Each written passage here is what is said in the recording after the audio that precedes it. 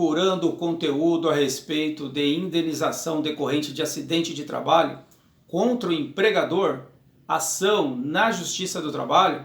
É isso aí, advogado, advogada trabalhista. Aqui é o professor Custódio Nogueira, trazendo esse tema relevantíssimo, não é? Eu vejo aí que muito se discute sobre a questão do que é o acidente de trabalho e as suas modalidades.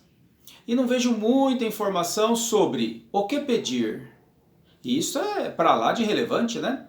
O doutor, ou a doutora, ou a colega aí tem uma ação que envolve acidente de trabalho. Veja, eu não estou falando de benefício previdenciário lá no INSS. Não.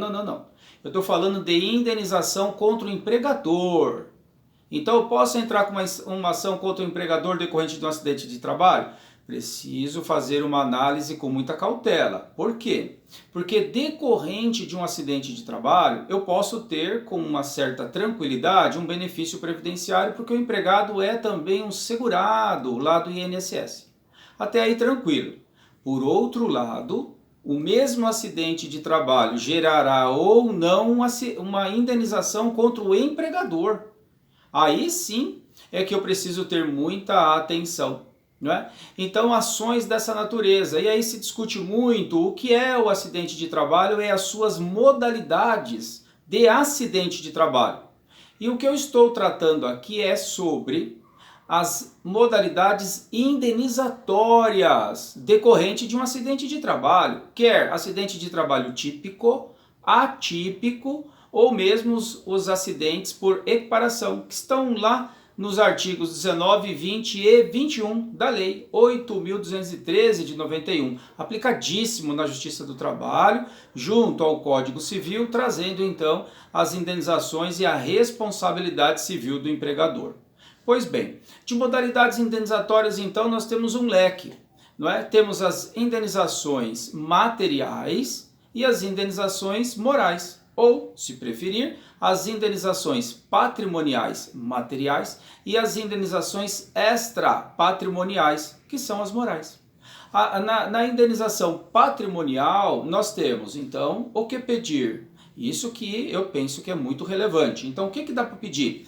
Eventualmente, dá para pedir logo as três modalidades materiais, que são pensionamento, danos emergentes, e aí eu divido, presentes e futuros, e ainda os lucros cessantes.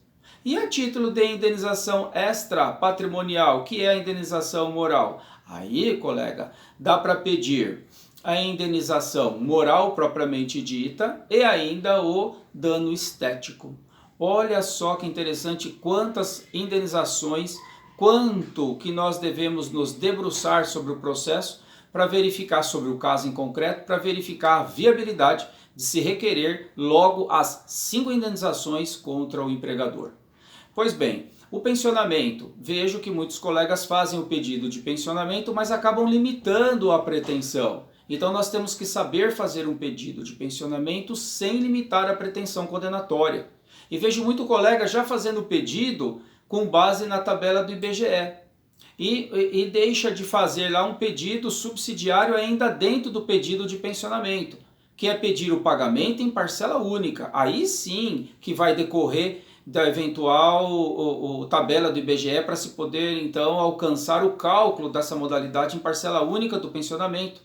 Porém, se não for parcela única o entendimento do juízo e sim a integração desse empregado na folha de pagamento lá do empregador, aí é até o óbito e não só até o limite da tabela de perspectiva de vida lá do IBGE. Pois bem, a título de lucros cessantes, não é? É bem interessante porque temos uma tese que decorre da indenização do período que o empregado ficou afastado recebendo benefício previdenciário. Eis que não se cumulam benefício previdenciário junto com a indenização que o empregador deve ao empregado. E ainda os danos emergentes. Por que presentes e futuros? Danos emergentes presentes, aquilo que o empregado gastou em decorrência do acidente de trabalho até a distribuição da ação. E o dano emergente futuro é aquilo que ocorrer então depois da distribuição da ação, não é? Olha só quanta coisa interessante a título de indenização decorrente de acidente de trabalho.